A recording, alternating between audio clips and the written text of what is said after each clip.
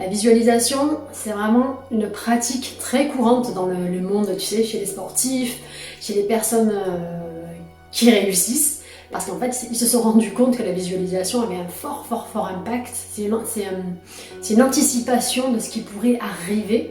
En fait, c'est quelque chose que tu matérialises mentalement. Tu vas te servir de ton imagination, tu vas créer le scénario de tes rêves, tu vas créer le film de tes rêves.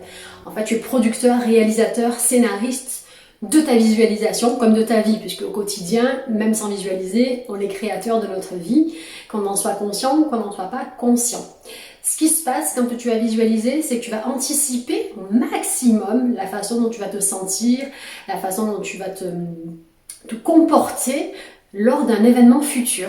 Alors ça peut être pour un emploi, si par exemple tu as un rendez-vous pour un emploi important qui te tient vraiment à cœur, tu vas te préparer en amont à ce futur entretien. Donc tu vas te préparer. Pour te préparer à une bonne visualisation, tu peux le faire à tout moment, mais vraiment les meilleurs moments, c'est quand tu te sens bien. Il faut vraiment que tu te sentes bien et détendu.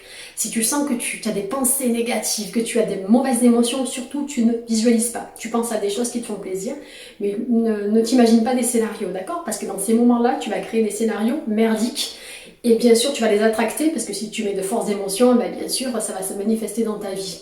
Je t'invite vraiment à te poser, te dire, bon, comment je me sens là? Je me sens bien, je me sens pas bien. Après, si tu peux le faire juste avant de dormir, c'est encore mieux là parce que tu te programmes dans tous les sens du terme. Non seulement tu vas être détendu et tu vas programmer finalement ton futur anticipé, et en plus ton subconscient va continuer à travailler toute la nuit et tu vas continuer à y penser et tu risques même d'avoir de nouvelles idées, une influence venue de sixième sens. Tu vas voir que c'est top. Je t'invite vraiment à le faire. T'as pas besoin de visualiser pendant des heures. La visualisation, parfois tu as des personnes qui vont voir au début pas une image, l'image sera peut-être pas très claire. Quand tu commences, en fait, c'est une image qui se présente. Tu as des personnes pour qui c'est très facile de visualiser, d'avoir de belles couleurs, d'entendre certains sons, et tu as des personnes pour qui c'est beaucoup plus compliqué. Mais en fait, c'est à force de faire que tu y arrives. La première fois que tu vas visualiser, tu vas dire oh là là, c'est quoi? Tu vas peut-être juste avoir une sensation, un ressenti. Et le tout dans la visualisation, c'est vraiment le fait de faire comme si tu y étais vraiment.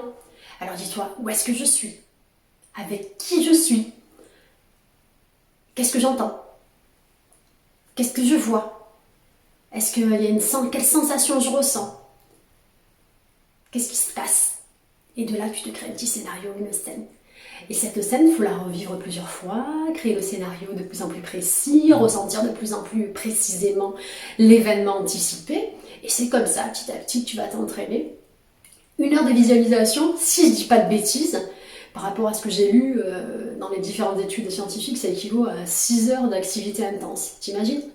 Bon, après, passer 1 heure, il faut vraiment être entraîné, mais ne serait-ce que si tu passes 2 minutes par jour à visualiser un événement qui te tient à cœur, à anticiper ta journée même, tu sais, tu peux, le matin quand tu te lèves, tiens, tu visualises ta journée, tu visualises ta journée idéale, comment est-ce que tu veux que ça se passe aujourd'hui, qui tu as envie de voir aujourd'hui, et tu visualises comme ça, et puis de manière détendue, détachée, et puis tu verras ce qui se passe. Tiens-moi au jus par contre, tu me tiens au courant, tu mets en commentaire ce qui s'est passé pour toi, et je suis sûre qu'il va se passer de très bonnes choses. Surtout, tu visualises uniquement quand tu te sens bien. Voilà, c'est vraiment le paramètre important à prendre en compte.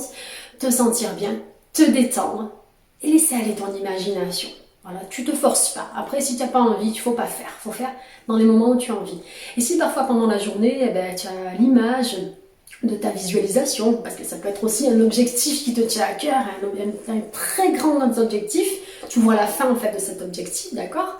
Ça va te permettre d'avancer petit à petit, et le fait de garder cette image en tête, ça va te motiver, te booster, et te motiver dans les moments peut-être où tu vas peut-être un peu baisser, tu vas être moins motivé.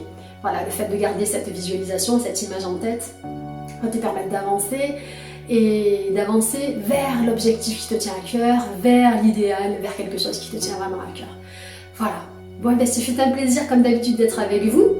N'oublie pas de liker, si ça t'a fait plaisir, ça me fait toujours plaisir, un petit like par-ci par-là. Tu commentes si tu le souhaites, tu t'abonnes si ce n'est déjà fait. Je vous dis à très vite pour une prochaine vidéo. Ici c'était Audrey de la chaîne Good Vibes.